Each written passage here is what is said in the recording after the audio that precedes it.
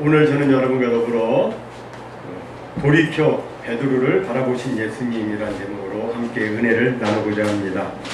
예수님께서 산헤드린 공회에서 불법으로 신문을 당하고 계셨을 때 베드로는 대제사장의 집 아랫뜰에서 그 집 하인들과 함께 불을 쬐고 있었습니다.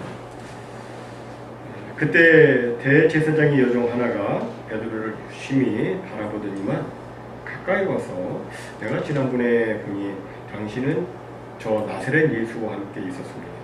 당신은 분명 그와 함께 있었습니다 라고 말을 했습니다. 그러자 베드로가 순간 당황을 하면서 나는 지금 네가 무슨 말을 하는지 알지 못하고 깨닫지도 못하겠다 라고 했습니다. 요즘 사람들도 좀 당황스러운 질문을 받거나 자기에게 좀 불리한 말을 듣게 되면 뭐라고 그래요? I don't know what you are talking about. I don't understand what you are talking about. 이렇게 말하지 않습니까? 베드로도 똑같이 그 여종에게 그렇게 말했습니다.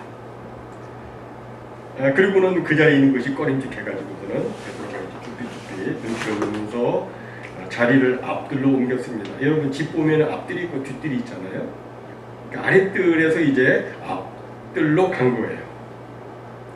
그렇게 이제 앞뜰로 옮겨갈 때 일부 성경 사본에서는 그때 닭이 첫 번째로 울었다고 이렇게 되어 있어요.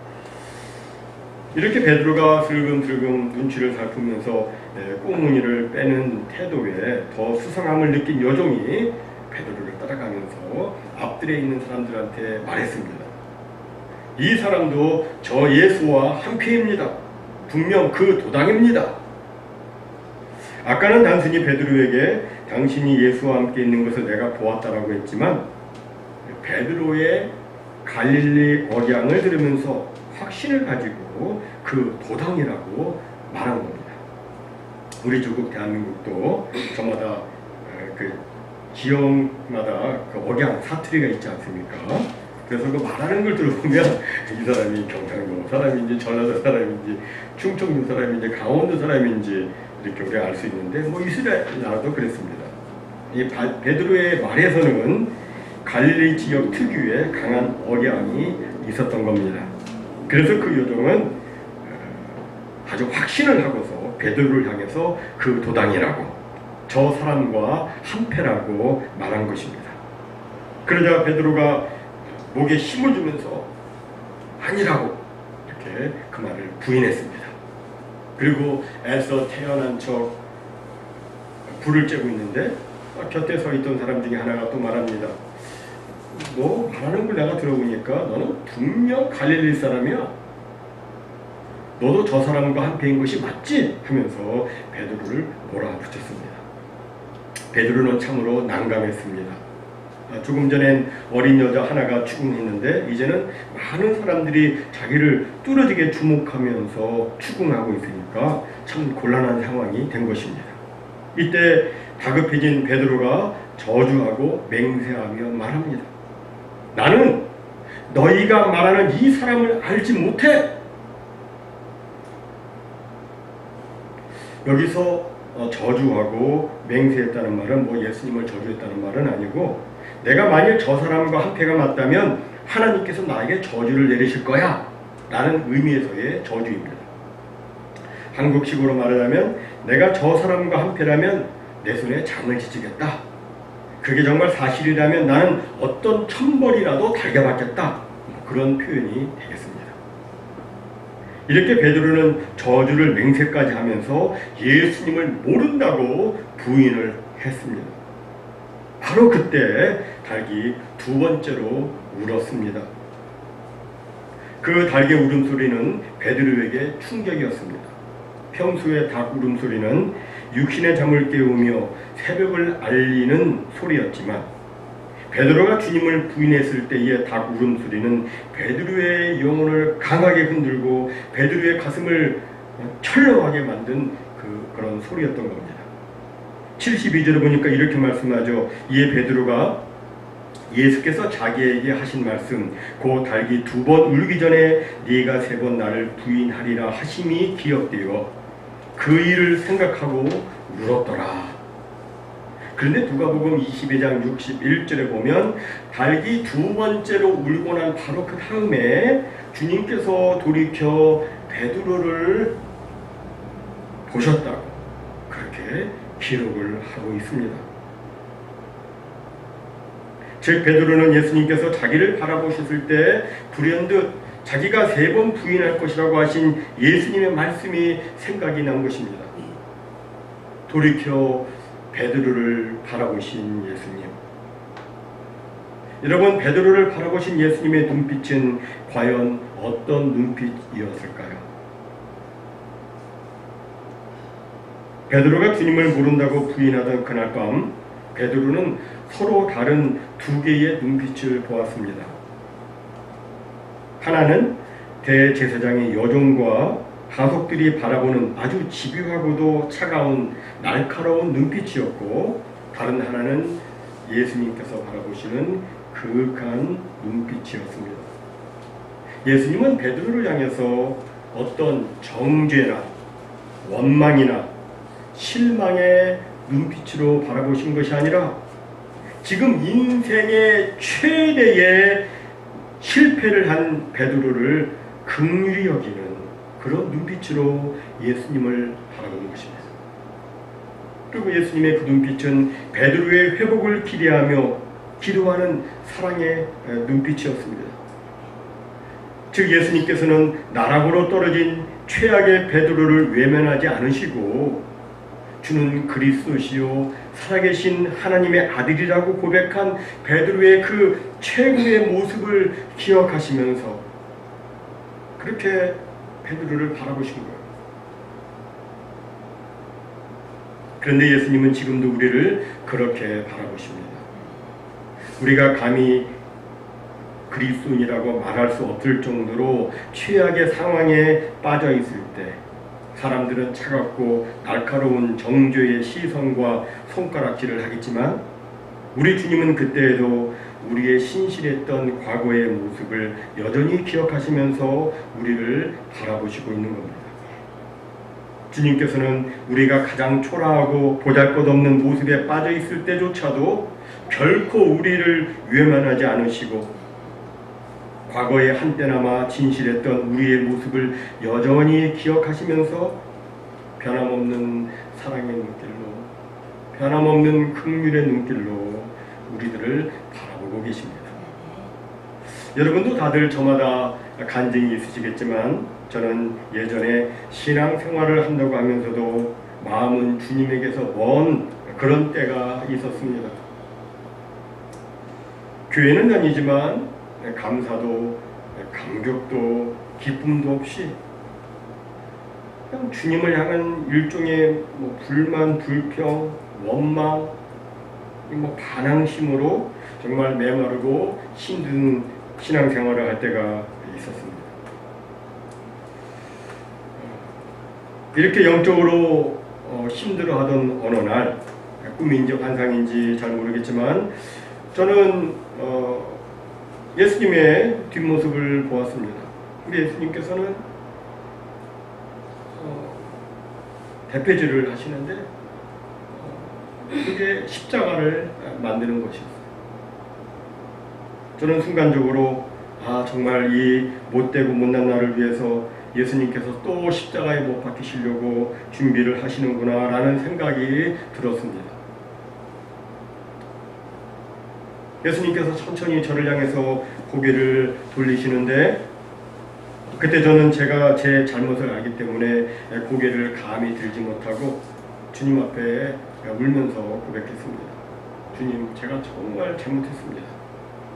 주님은 저를 변함없이 사랑하시고 저를 가장 좋은 길로 인도하시는데 저는 주님한테 불평하고 원망하고 반항하고 정말 못되게 굴었습니다. 주님, 저를 용서해 주옵소서라고 기도를 했습니다.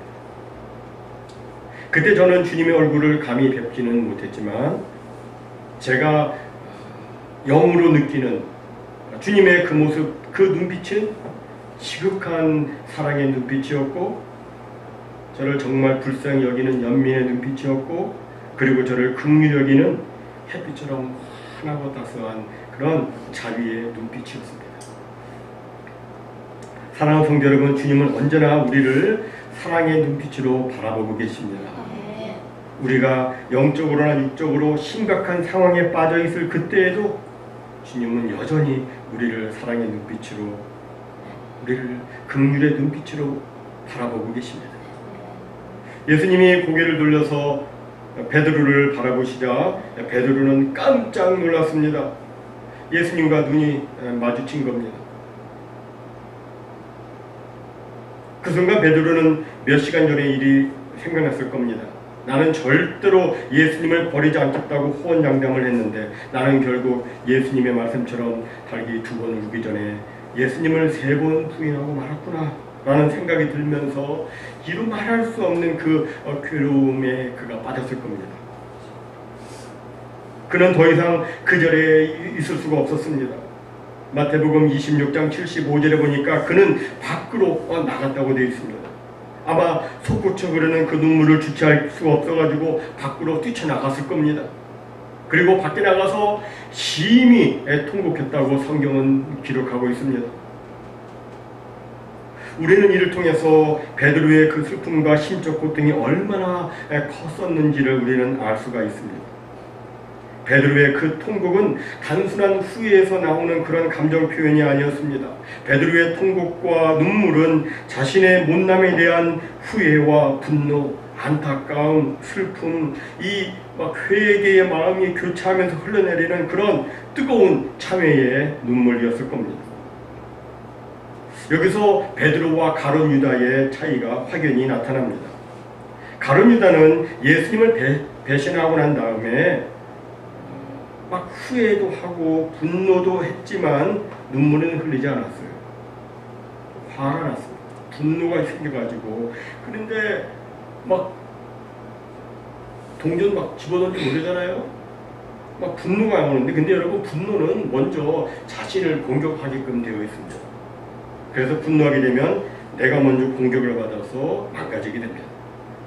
가룟 유다는 그 분노에서 빠져나오지 못했습니다. 그는 예수님께 나올 생각을 하지 않았고, 그래서 그의 인생은 그렇게 마감이 되고 말았습니다. 그러나 베드로는 달랐습니다. 베드로도 똑같이 예수님을 부인하며 배반했지만, 그러나 그에겐 눈물 어린 회개가 있었습니다. 그는 하나님 앞에서 통곡을 했습니다. 가슴을 치며 울었습니다. 베드로가 가룟 유다와 다른 점이 있다면 그도 역시 크게 넘어졌지만 마지막 순간에 하나님 앞으로 넘어졌다는 겁니다. 넘어져도 뒤로 넘어지는 사람이 있고 앞으로 넘어지는 사람이 있습니다. 여러분, 우리는 실패해서 넘어져도 세상으로 넘어지지 말고 꼭 주님 앞으로, 주님 앞에서 넘어져야 합니다. 사람들을 보면 절망의 끝에서 세상으로 넘어지며 인생을 포기하는 사람들이 있는데 그러면 안 되죠. 절망의 끝에서 주님께 나아가서 주님을 꼭 붙잡고 그래야 돼요. 주님 앞에서 넘어져야 돼요. 그러면 구원을 받습니다. 베드로는 주님 앞에서 넘어졌습니다. 그리고 통곡을 했습니다. 베드로는 실패를 했지만 그 실패를 통해서 철저히 낮아지게 되었고, 이젠 더 이상 자신을 신뢰하지 않게 되었습니다. 전에는 막 얼마나 자랑했어요. 자신을. 근데 그런 모습이 그 후로는 사라지죠. 베드로는 주님 앞에서 통곡을 했습니다. 하나님 앞에서 통곡을 했습니다. 이런 통곡의 모습이 있었기 때문에 그는 또 하나님의 긍휼하심을 받아서 숨막히는 수렁과 같은 그 깊은 절망에서 빠져나올 수 있었던 겁니다. 사랑하는 성도 여러분, 하나님 앞에서 흘리는 눈물은 참으로 귀합니다. 하나님 앞에서 흘리는 눈물은 나 자신을 있는 그대로 바라볼 수 있게 합니다. 내가 누구인지, 내가 하나님 앞에서 얼마나 연약하고 부족한 존재인지를 깨닫게 됩니다. 그리고 하나님 앞에서 흘리는 눈물은 하나님의 심장을 터질 듯하게 만들어서 하나님이 우리를 긍휼히 여겨주시게 만들고, 우리에게 은혜를 풍성하게 베풀어 주시게 하는 그런 도구가 됩니다. 여러분, 애들이 막 울면 부모 마음이 찢어집니다.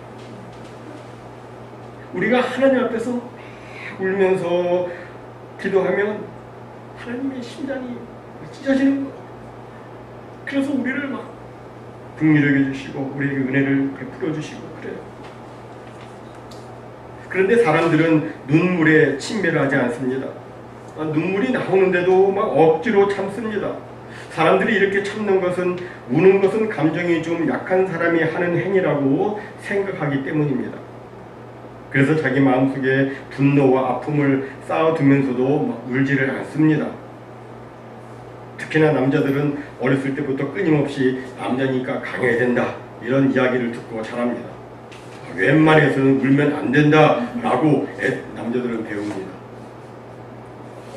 저는 어렸을 때 누구에게 들었는지는 모르지만 지금도 기억해요. 남자는 3번만 울 수 있다. 혹시 아시나요? 태어났을 때 한번, 그리고 부모님 돌아가실 때 한번, 그리고 나라를 빼앗겼을 때 한번, 이렇게 3번만 울어야 된다는 말을 들었어요. 근데 그건 잘못된 거죠. 그건 편견입니다. 사람은 남자든 여자든 울 땐 울어야 합니다. 울 때 울지 않고 마음속에 쌓아두면 결국 병이 됩니다. 정신적인 강박증에 시달리게 됩니다. 의학계 연구에 따르면 사람이 울지 않고 막 감정을 억누르게 되면 이것이 심혈관에, 소화기에, 갑상샘에, 뇌에, 근골격계 질환에 좋지 않은 영향을 준다는 보고가 있습니다.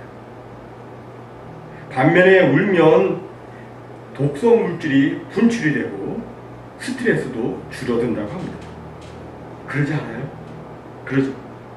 하나님은 우리에게 가장 좋은 것들을 선물로 주시는데, 하나님께서 우리에게 주시는 가장 큰 선물 중에 하나는 바로 우는 것입니다. 우는 것은 창피한 것이 아닙니다. 예수님도 우셨다고 성경은 말씀합니다. 요한복음 11장 35절에 보면 성경에서 가장 짧은 절이 나오고 있습니다.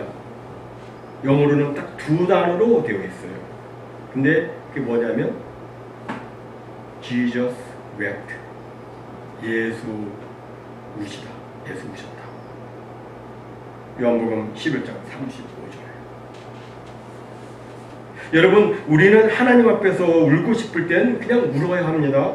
하나님 앞에서 제대로 신앙생활을 하지 못할 때, 내가 막 노력해도 안 되고 그냥 막 절망과 낙심 속에서 나의 어떤 실존의 한계를 느끼고 그럴 때, 나는 정말 아무것도 아니고 별 볼 일 없는 존재라는 생각이 들 때, 그땐 나의 있는 모습 그대로를 하나님 앞에 내보이면서 하나님 앞에서 울어야 해요. 그러면 하나님의 긍휼력이심을 받습니다. 하나님의 치유와 회복을 경험하게 됩니다. 저는 종종 여러분들이 기도하다가, 찬송을 부르다가, 말씀을 듣다가, 또 사랑하는 성도들과 진솔한 대화를 나누다가 눈물을 글썽거리며 우시는 분들을 종종 봅니다. 저는 그 순간이 치유의 시간이요, 회복의 시간이라고 생각이 듭니다. 우리가 하나님 앞에서 내 부끄러움과 내 죄악과 나의 못난 모습을 고백하면서 처절하게 운다면 하나님의 용서의 은혜, 치유와 회복의 은총을 우리는 경험하게 될 겁니다. 사랑하는 성도 여러분, 베드로는 자신의 실패를 통해서 철저히 낮아지게 되었고 더 이상 자기 자신을 신뢰하지 않게 되었습니다.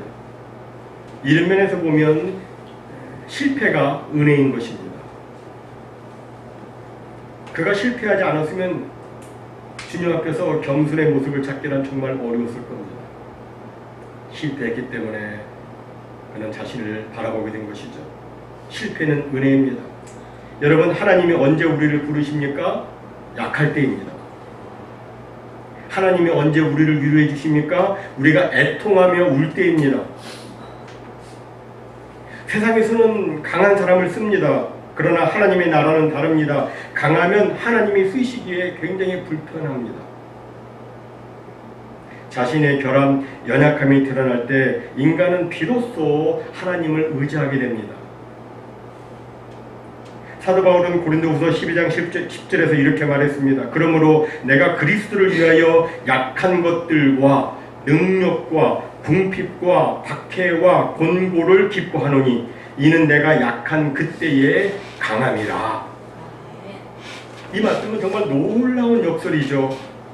내가 약한 그때에 강하다 라고 말씀해요. 왜 강합니까? 그때 하나님이 도와주시고 그때 하나님이 역사하시기 때문에 그렇습니다. 역으로 내가 강하게 여길 때에는 정말 가장 약한 상태인 거예요. 지금 베드로는 왕창 깨졌습니다. 더 이상 자신을 의지할 수 없게 되었습니다. 그런데 그때 주님이 돌이켜서 베드로를 바라보셨고 이를 통해서 하나님의 역사가 새롭게 시작이 되는 것입니다. 우리도 마찬가지죠. 우리가 무너지고 실패한 그때 주님은 우리를 돌이켜 우리를 바라보십니다. 우리 신자들에게는 실패가 약입니다. 절망할 때가 바로 은혜의 때입니다. 우리는 실패의 자리에서 거품이 제거된 나 자신을 바라보게 됩니다. 실패할 때 주님을 전적으로 의지하게 됩니다. 그래서 이제 나중에 하는 찬송이 있잖아요. 천부여 의지 없어서 손 들고 옵니다. 그 찬송이 진심으로 나오게 되죠. 막 굵은 눈물을 툭툭 흘리면서 그렇게 찬송하게 됩니다. 정말 주님을 전적으로 의지하게 됩니다. 사랑하는 성도 여러분, 예수님께서는 돌이켜 실패한 베드로를 바라보셨습니다. 주님의 그 사랑하는 눈빛으로 인해서 베드로는 진정된 회개의 눈물을 흘릴 수 있었던 것이고 그래서 치유와 회복을 경험할 수 있었던 겁니다. 성경을 보니까 그 이후에 베드로가 돌이키고 난 다음에 형제들을 굳게 했고 예수님도 그렇게 될 것이라고 예언하셨죠. 얘가 돌이키면 내 형제들을 굳게 하리라.